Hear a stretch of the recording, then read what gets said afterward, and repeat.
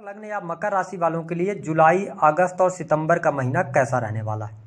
आने वाले 90 दिनों में ग्रह गोचरी स्थितियों के आधार पर आपके जीवन में किस प्रकार के बदलाव होंगे, कौन से बड़ी घटनाएं आपके जीवन में घटित होंगी और साथ ही बताएंगे कि इन 3 महीनों में आपका करियर, व्यापार, नौकरी, आर्थिक स्थिति, संतान, प्रेम संबंध, वैवाहिक जीवन, विदेश, शेयर मार्केट और कोर्ट कचहरी आदि की स्थिति क्या रहने वाली है। तो आप वीडियो को अंत तक जरूर देखें और यदि आप चैनल पर पहली बार विजिट कर रहे हैं तो चैनल को सब्सक्राइब जरूर कीजिएगा। देखिए, जब जुलाई 2024 की शुरुआत होगी तो आपके लिए ग्रह गोचरी स्थितियां कुछ इस प्रकार की रहेंगी। सबसे पहले बात करते हैं शनिदेव की। तो शनिदेव आपकी राशि से सेकंड हाउस के अंदर वक्रीगत अवस्था में इन 3 महीने में गोचर करेंगे। राहु आपके साहस और पराक्रम के भाव थर्ड हाउस, केतु आपके 9वें भाव में, वही गुरुदेव बृहस्पति 5वें भाव में गोचर करेंगे। तो मंगल देव आपके 4th भाव में रहेंगे। वही सूर्य और शुक्र आपकी राशि से 6ठे भाव में गोचर करेंगे। बुध आपके 7th हाउस में रहेंगे। इन ग्रह गोचरी स्थितियों के आधार पर हमने आपके लिए महत्वपूर्ण राशिफल तैयार किया है। आइए जानते हैं सबसे पहले कि जुलाई, अगस्त और सितंबर के महीने में आपका स्वास्थ्य कैसा रहेगा।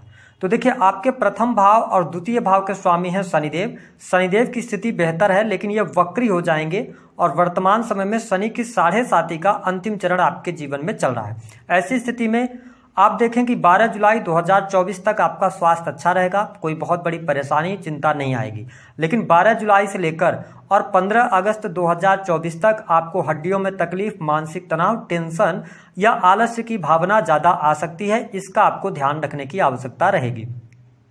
इसके अतिरिक्त यदि देखा जाए तो आपके लिए 15 अगस्त से लेकर जो 15 सितंबर का टाइम फ्रेम होगा, यह थोड़ा सा क्रिटिकल हो सकता है। कहीं ना कहीं से आपको कुछ ऐसी चीज़ों से सामना होगा, जैसे कि अगर आपकी दशाएं खराब चल रही हैं तो आपको कहीं ना कहीं से चोट चपेट लग जाना, आकस्मिक तौर पे कोई बड़ी घटना हो जाना।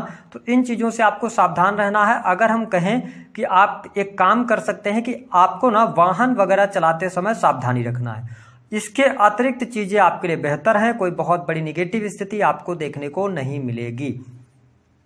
आपके लिए किस प्रकार की स्थिति रहेगी एजुकेशन की।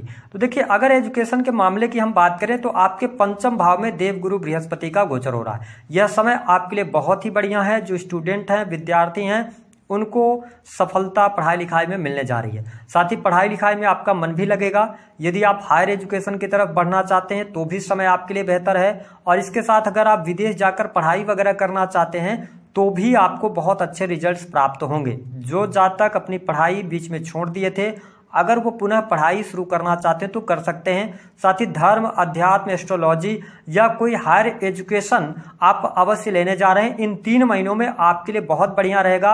हालांकि 15 जुलाई से लेकर 26 अगस्त तक एजुकेशन में आपको बहुत अच्छी आप एनर्जी एजुकेशन के क्षेत्र में लगाएंगे।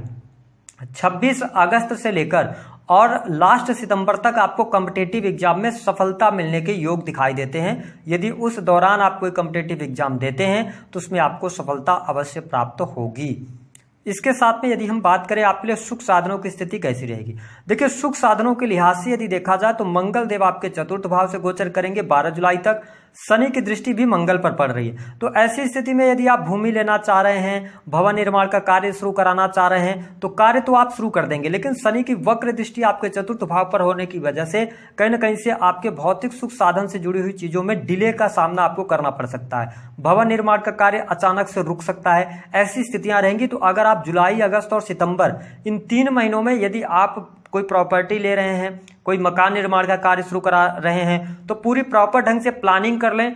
ऐसा ना हो कि वह कार्य बीच में आपका अटक जाए, इसका आपको ध्यान रखना पड़ेगा। 4th हाउस आपकी माँ का होता है, ठीक है। और शनि की वक्र दृष्टि का पड़ना, माँ की हेल्थ पे ध्यान रखना। साथ ही पारिवारिक माहौल, इन्वायरमेंट जो होता है ना परिवार का, वो आपका 4th भाव है। तो मैं पारिवारिक जीवन में थोड़ी सी आपके लिए समस्या देख रहा हूं। जो मकर लग्न और मकर राशि वाले हैं, किसी बुजुर्ग व्यक्ति के स्वास्थ्य पर धन खर्च होता नजर आएगा।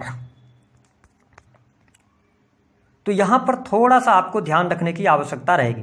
हालांकि इसके अतिरिक्त यदि देखा जाए तो आपके लिए अगर हम बात करें नौकरी वाइज कैसा रहेगा, तो देखिए 10वें के स्वामी होकर शुक्रदेव 6th हाउस के अंदर हैं 19 जुलाई तक। तो इस समय अवधि के दौरान यदि आप सरकारी क्षेत्र से जुड़े हैं तो सरकारी क्षेत्र के लिए आपके लिए 3 महीने अच्छे रहने वाले हैं। कोई समस्या, कोई परेशानी नहीं आने वाली है। हाँ, 15 अगस्त से लेकर 15 सितंबर, इस दौरान सरकारी क्षेत्र में आपके ऊपर कोई एलिगेशंस ना लगे, सरकारी क्षेत्र में आपके ऊपर कार्य का दबाव बनाया जा सकता है, या मनचाही जगह की अपेक्षा आपका कहीं अन्यत्र आपका मतलब ट्रांसफर किया जा सकता है। तो इसको लेकर थोड़ी सी सावधानी रखनी है, क्योंकि वाणी दोष भी उत्पन्न होगा। तो वाणी पर यदि आप नियंत्रण रखते हैं तो मैं सरकारी क्षेत्र के लिए 3 महीने बहुत अच्छा देख रहा हूं। जो लोग प्रमोशन की चाहत रखते हैं उनके लिए भी बहुत अच्छा समय है, क्योंकि देवगुरु बृहस्पति आपके लाभ भाव को देख रहे हैं। तो आप सरकारी क्षेत्र के अंदर हैं, नौकरी कर रहे हैं, तो आपकी जो इच्छाएं हैं वह अवश्य पूर्ण होने जा रही हैं। लेकिन थोड़ा सा आपको अपने वाणी पर नियंत्रण रखने की आवश्यकता रहेगी, क्योंकि 3rd हाउस के अंदर राहु देव विराजमान है। तो ये आपको साहस और पराक्रमी बनाएंगे,